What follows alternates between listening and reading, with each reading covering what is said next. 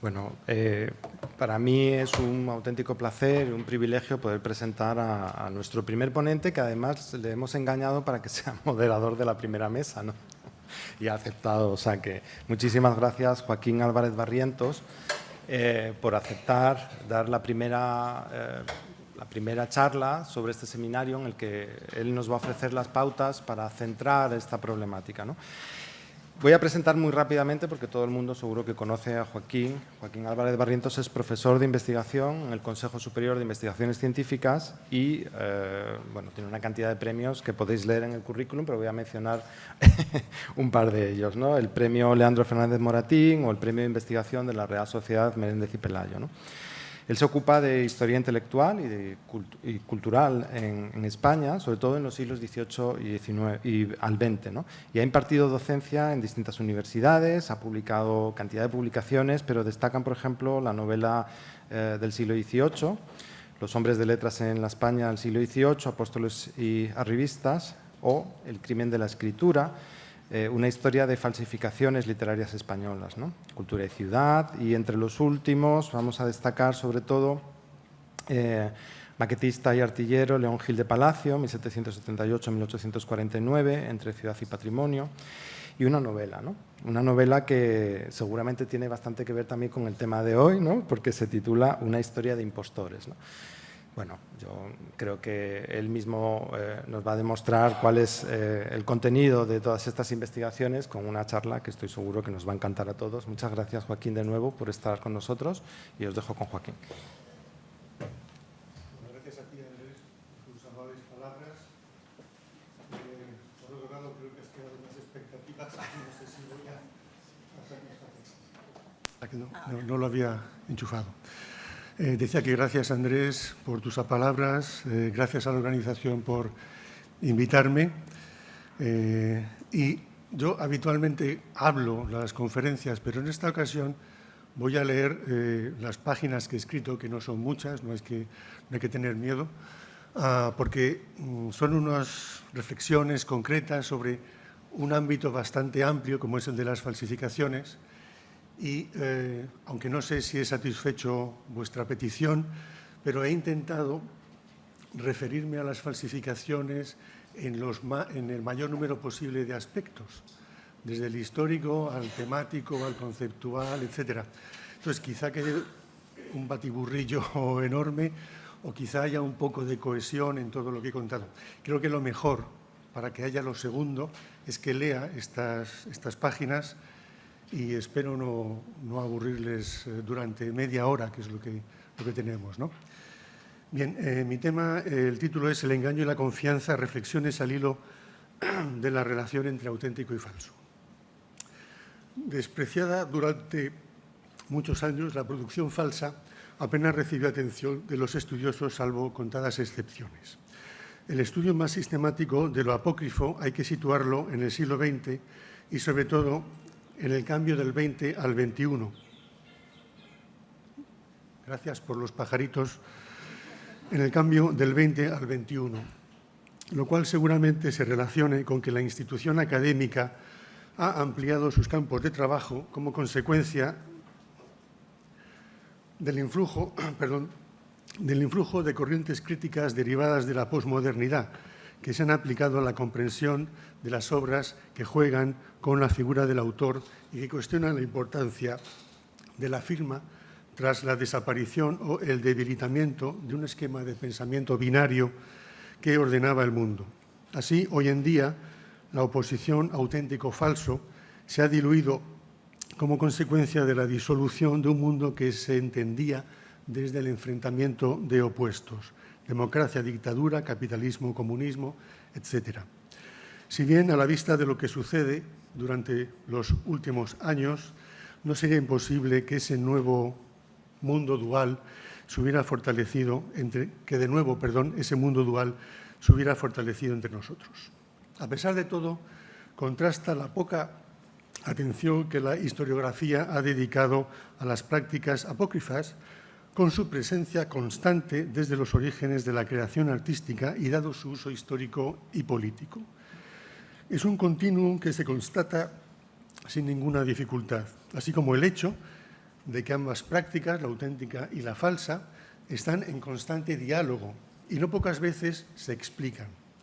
Si la luz necesita de la sombra, del mismo modo lo auténtico de lo falso, es decir, de lo apócrifo, que en cierto modo es la otra cara del canon. Lo falso dispara su presencia desde el momento en que la obra artística se firma. Si el nombre identifica a un individuo y queda asociado a su obra y a su valor económico, también sirve para transmitir y ordenar el patrimonio y construir su historia. Pero desde el momento en que se nombra y asocia una obra a un autor, garantizando así su autenticidad, ambos pueden ser, y de hecho son, falseados mediante impostura del nombre, de la época y de la apropiación.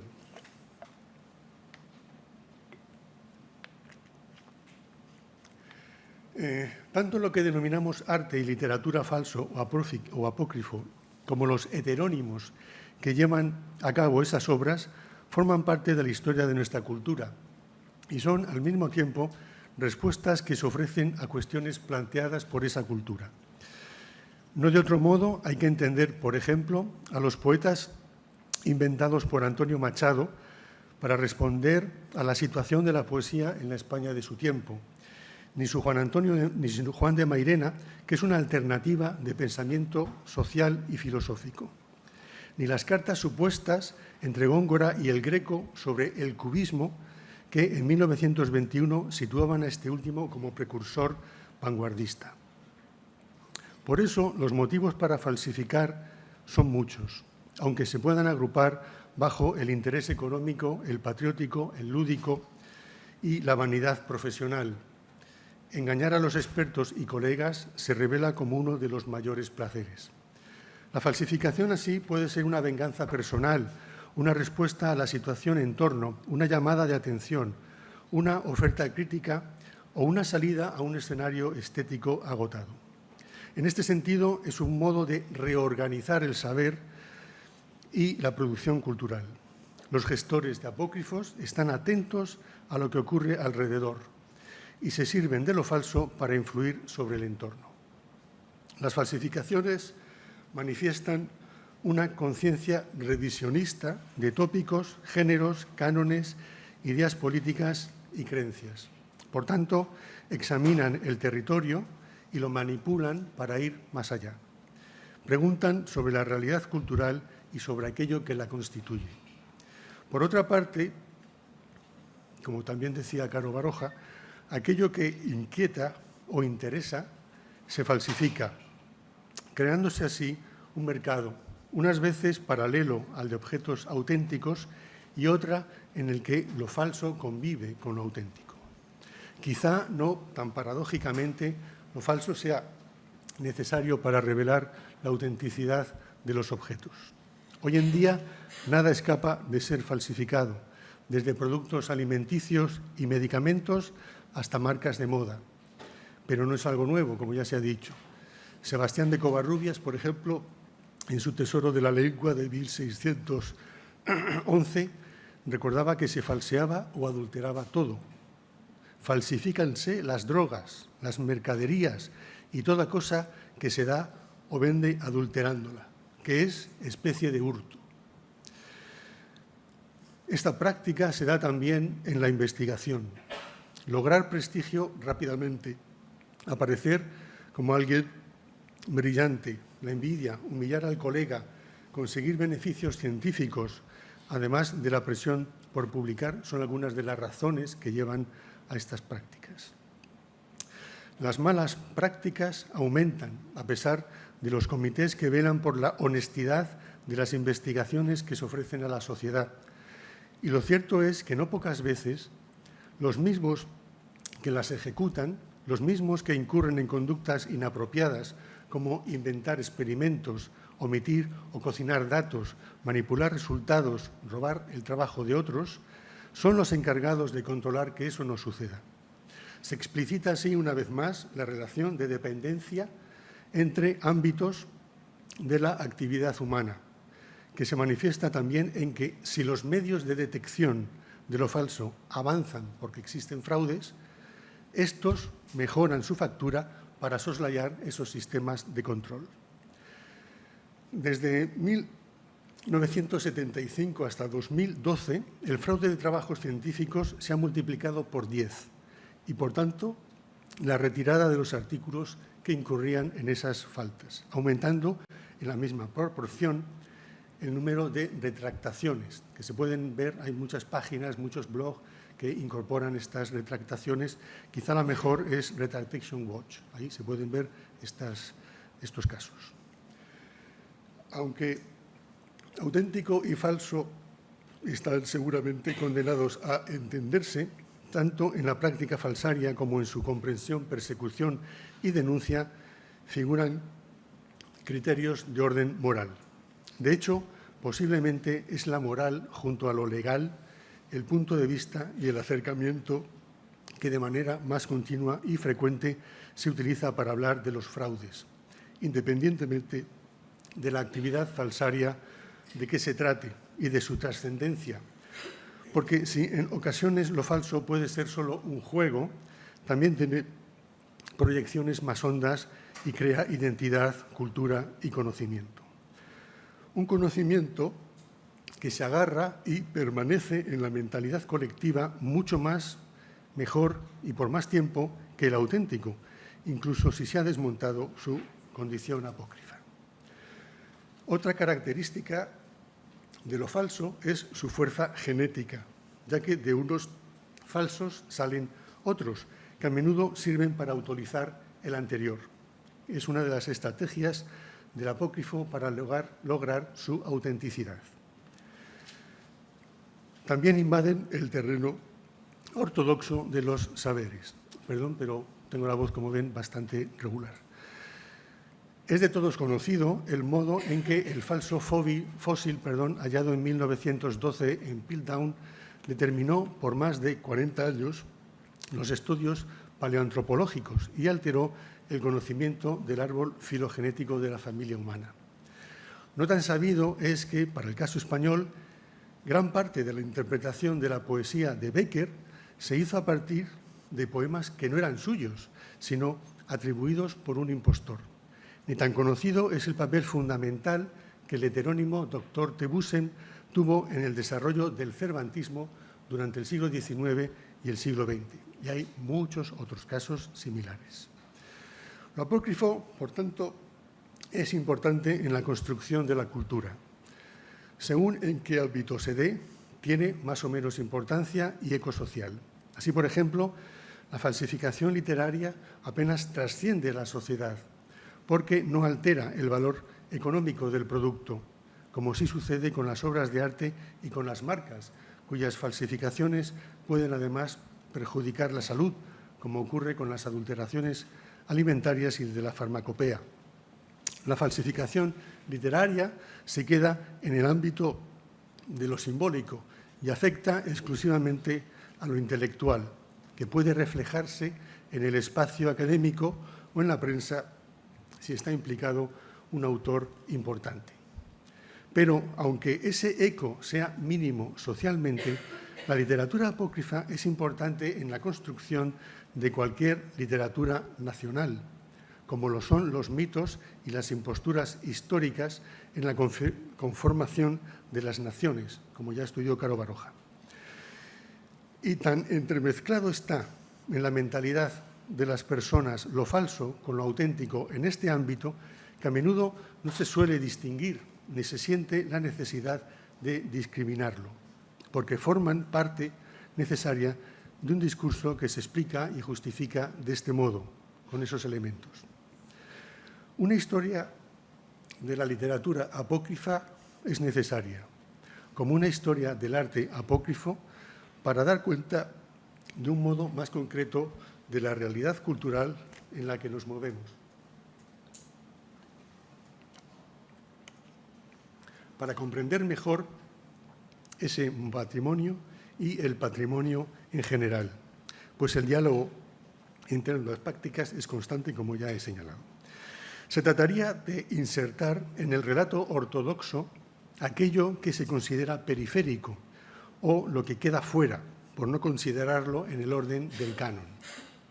En cierto modo, sería normalizar su existencia, pues tanto una obra apócrifa como una auténtica se realizan con los mismos materiales y producen el mismo impacto estético y emocional sobre el observador hasta que sabe que son falsas. La falsificación no es una copia, es un original falso o un falso auténtico, una obra que absorbe los caracteres de lo real para insertarse en la estructura cultural con el mismo derecho que las obras legítimas. En efecto, la realidad que se tiene con una obra apócrifa, la relación que se tiene con una obra apócrifa cuando se desconoce que lo es la misma que se desarrolla con la auténtica y se disfruta de su misma condición de autenticidad. Ahora bien, cuando ya se sabe que es falsa, esa relación cambia, se la descabalga del Parnaso y suele ser similar a la que tenemos con aquellos que no son como nosotros, aquellos a los que denominamos los otros. Y así se tiene miedo, desconfianza e inquietud ante algo que no se sabe bien cómo ni dónde ubicar, ante lo que ha desestabilizado el más o menos ordenado campo artístico y ha burlado nuestras certidumbres, ya desde la disciplina académica, ya como simple lector, como crítico o historiador, al hacerse pasar por lo que no es, rompiendo la seguridad del pacto de credibilidad que se da entre el receptor y la obra cultural. La literatura y el arte apócrifos se vuelven así ilegales. Y las denominaciones que los designan, simbolizan tanto su condición delictiva cuanto esa percepción por parte de los críticos e historiadores. La falsificación afecta, por tanto, al valor simbólico de la obra de arte. Hay que recordar que la noción de falsedad se relacionó primero con el ámbito de las leyes, la documentación y la economía, con la falsa moneda, y enseguida se utilizó a la hora de referirse a las prácticas artísticas que defraudaban.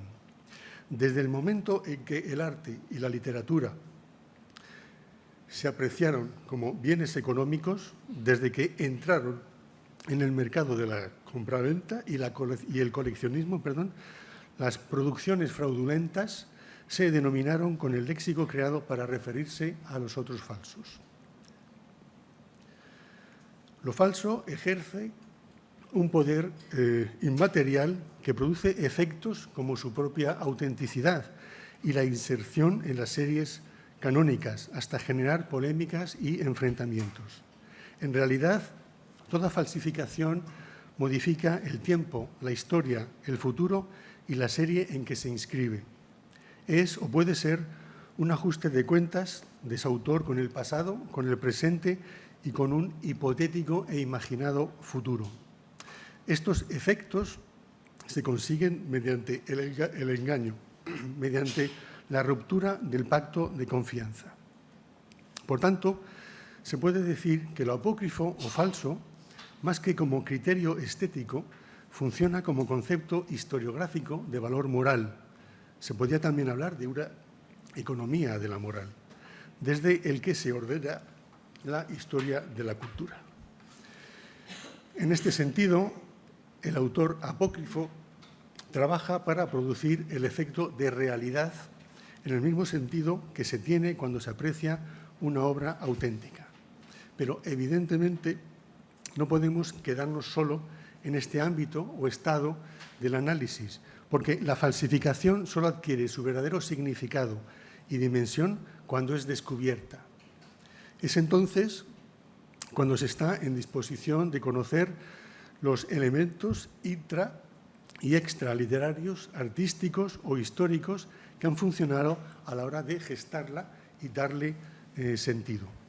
De esta forma, la obra apócrifa proporciona al receptor experiencias no solo estéticas, y precisamente por eso es marginada, porque una de esas experiencias es la del engaño. El contexto espacio-temporal en que se fabrica la falsificación es determinante para comprenderla.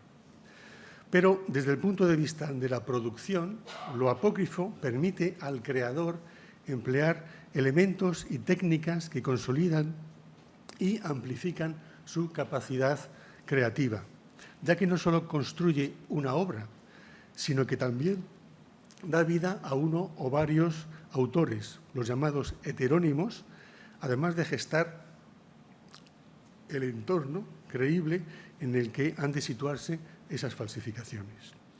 Lo apócrifo expande las capacidades y posibilidades creadoras, pues el artista se puede multiplicar en distintos heterónimos, a los que da vida mediante un avatar biográfico y la creación de su correspondiente obra. Disociarse en varios autores, tener varias firmas, no implica la destrucción o muerte del autor, sino todo lo contrario.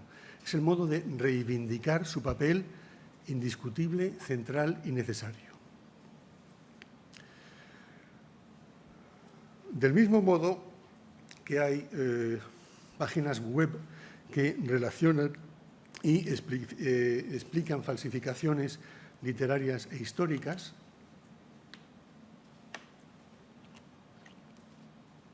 del mismo modo, se debería contar con una enciclopedia general de la falsificación, en la que además se mostraran las diferentes formas de trabajar de los falsarios y en la que se incluyera además los relatos, el discurso del falsario. A menudo, cuando hacemos análisis, historia, etcétera, etcétera, sobre las falsificaciones, suele faltarnos el relato del propio falsificador, que podemos encontrar en sus memorias cuando las ha escrito, en las denuncias, en las declaraciones legales, pero en general suele faltarnos ese lado que es sumamente interesante.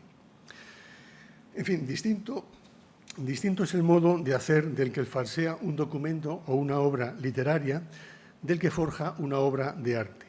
Este necesita de un intermediario que la ponga en circulación y de un experto que valide su autenticidad. En todos los casos, el falsificador debe conocer muy bien la época en que va a situar su producto, el modo de hacer del autor al que se la va a atribuir, el periodo y las características de ese momento, pero también debe conocer muy bien el estado de vejez y deterioro en que se encontraría esa obra al ser descubierta hoy. Pero si hacen falta estos repositorios, estas enciclopedias a las que me he referido rapidísimamente, también son necesarios museos que guarden piezas falsas. En Europa hay algunos, en Viena, en París, en Italia, no los voy a enumerar porque no me quiero entretener, pero hay algunos que guardan estas piezas falsas. Por otro lado, los museos se van abriendo a la existencia, como ya se ha dicho hace un momento, y a la experiencia de lo falso. Y integran lo falso en sus discursos museísticos. Ha habido exposiciones, de algunas se ha hablado hace un momento, incluso el Museo Arqueológico Nacional el año pasado presentó una pequeña exhibición titulada Falso, una historia de engaño, arte y codicia, es decir, va viendo una mirada diferente hacia ese patrimonio que llena o que compone bastante de los fondos de los museos. Pero, si como he indicado más arriba, las falsificaciones literarias tienen poco impacto económico, lo tienen mucho mayor en lo que se refiere a su trascendencia al autorizar tradiciones y costumbres que se utilizan para asentar creencias y para construir identidades. Lo apócrifo ha servido para sustentar tantas construcciones nacionales, políticas y religiosas como constituyen el pasado y la identidad de las comunidades, pues lo falso está en el germen de la historia de las ciudades y de las naciones de forma tan efectiva, si no más, que pueden estarlo los hechos testados y las tradiciones contrastadas. Se han estudiado tradiciones apócrifas que hicieron su gasto en la elaboración de la identidad nacional española, pero menos se ha hecho en lo que se refiere a las identidades gallega, catalana y vasca, por ejemplo. A modo de muestra, recordaré que en el caso gallego, dejando ahora a un lado toda la invención sobre el apóstol Santiago, Manuel Murguía fingió numerosos poemas supuestamente antiguos. Y lo mismo ocurrió en Cataluña, manipulando a veces el considerable acervo popular, como hizo Joan Amades. En Cataluña, además, mientras diversas voces se alzan cuestionando la autenticidad del Curial y Güelfa, una novela en teoría del siglo XV, y proponen como autor a un historiador, a Manuel Milà i Fontanal, del siglo XIX, un gran catalanista, otros incluso han institucionalizado el discurso de lo falso mediante el Institut Nova Historia. Por su parte, hay toda una poesía popular vasca falsa que fantasea, inventa y mixtifica su pasado, al menos desde el siglo XIX, el momento de exaltación nacionalista en Europa, de exaltación de las regiones. Esas composiciones, como otros trabajos en otros ámbitos, responden a una necesidad o a una intencionalidad, en este caso la de ajustar a unas normas y a unos modos la forma de ser de los ciudadanos. Pero además, falsear obras literarias y hacer que parezcan mucho más antiguas de lo que realmente eran, prestigiaba a esas culturas, de modo que las podían presentar tan valiosas y respetables como aquellas otras que sí contaban con vestigios realmente antiguos. En el ámbito vasco, lo más habitual fue retocar canciones y poemas ya existentes, pero también se hizo una falsificación y una versión de la batalla de Roncesvalles desde la perspectiva vascona. Se publicó en 1834 como si fuese un texto del siglo XII o del siglo XIII. En el siglo XIX se desmontó su falsedad y se demostró su falsedad, pero todavía en el siglo XX se seguía utilizando como elemento de autoridad, a pesar de que era falsa. No se quería aceptar su falsedad, seguía interesando en los usos políticos identitarios, en fin. A estos falsos se pueden añadir los de también, las Óstraca de Iruña Velella, en fin, tantas otras cosas. Incluso Cervantes, Molière, Shakespeare, son personajes cumbres de las literaturas y de las culturas nacionales específicas y los tres han sufrido manipulaciones, falsificaciones, tanto de sus obras como de su personalidad. Ya sabemos que Shakespeare se duda de que hubiera existido, de Cervantes también se duda a veces que haya existido y que haya sido el autor de las obras que ha escrito, con Molière sucede lo mismo. En fin, la falsificación está funcionando constantemente en la construcción de las culturas. Estos casos que he dicho rápidamente se adornan con el aura de la autenticidad, de la sinceridad, un valor que se desarrolla en nuestra cultura desde el siglo XVII y que el romanticismo llevó a cotas de prestigio que todavía hoy nos sirven para ordenar y estimar la experiencia. Pero una autenticidad que también se simula y junto a los versos, como acabo de señalar, lleva a nuevas formas de mostrar la peculiaridad o lo que se conoce ahora como etnicidad y se encuentra en el turismo cultural, al comprar auténtica artesanía, al visitar auténticos espacios culturales, al consumir auténticos productos gastronómicos. Un fake lore que es, o que se suma, mejor dicho, a las formas conocidas también como fake holidays.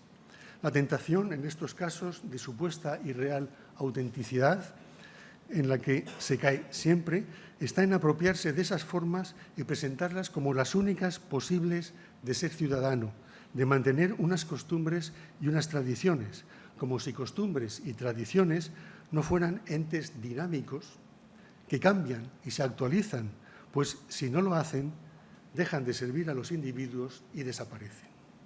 Pero la tentación lleva a convertir los espacios naturales y urbanos y a su patrimonio material e inmaterial en parques temáticos anclados a una imagen inalterable, a una época, a una estética y a un estilo que se supone que son los auténticos, los característicos e identitarios. Así, amparados en estas tradiciones, en estas imágenes estáticas, se construyen sentidos e identidades excluyentes. Y ya termino. Puesto que cualquier individuo, cuerpo social o institución es tanto lo que representa como aquello que quiere ser, hay que pensar que para tener una idea aproximada de nuestra producción cultural y realidad social y política, se debería dar entrada en el relato de lo que somos a lo apócrifo, que muchas veces no es más que la retórica para alcanzar aquello que se quiere ser o parecer.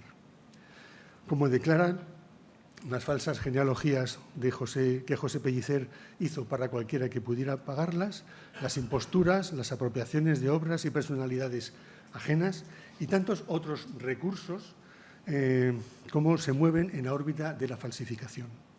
Generalizando, si la cultura auténtica muestra lo que somos, la apócrifa responde a lo que querríamos ser y para ello recupera el pasado y transforma el presente, modelándolos según los intereses del momento. Las falsificaciones influyen y construyen nuestra experiencia.